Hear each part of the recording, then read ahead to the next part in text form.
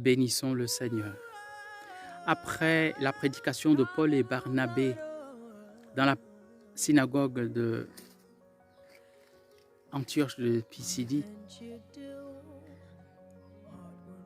après une semaine certainement d'enseignements donnés ici et là, dans les maisons, sur les places, à des individus en chemin, après que chacun ait dit à son voisin « Oh, mon cœur était tout brûlant lorsque ces hommes m'exposaient le chemin de la vie éternelle. » Le sabbat suivant, presque toute la ville, nous dit Saint Luc, acte 13, 44, presque toute la ville se rassemble à la synagogue.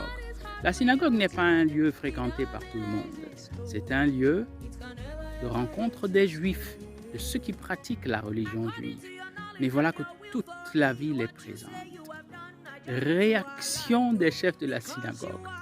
Eux qui précédemment avaient eux-mêmes invité Saul et Barnabé, Paul et Barnabé à exhorter leurs frères, eh bien, la jalousie monte dans leur cœur et les étouffe.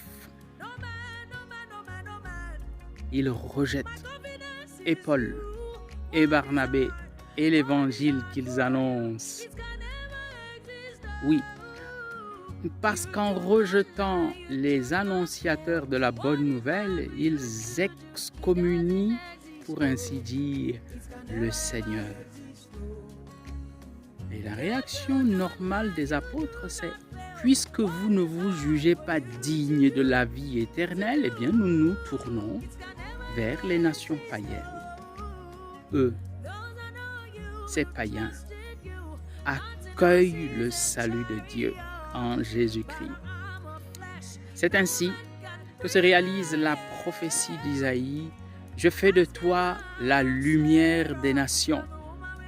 Tandis que les apôtres vont de ville en ville, toujours plus loin, proclamant non seulement aux Juifs, mais à tous les hommes que Jésus-Christ est le Seigneur.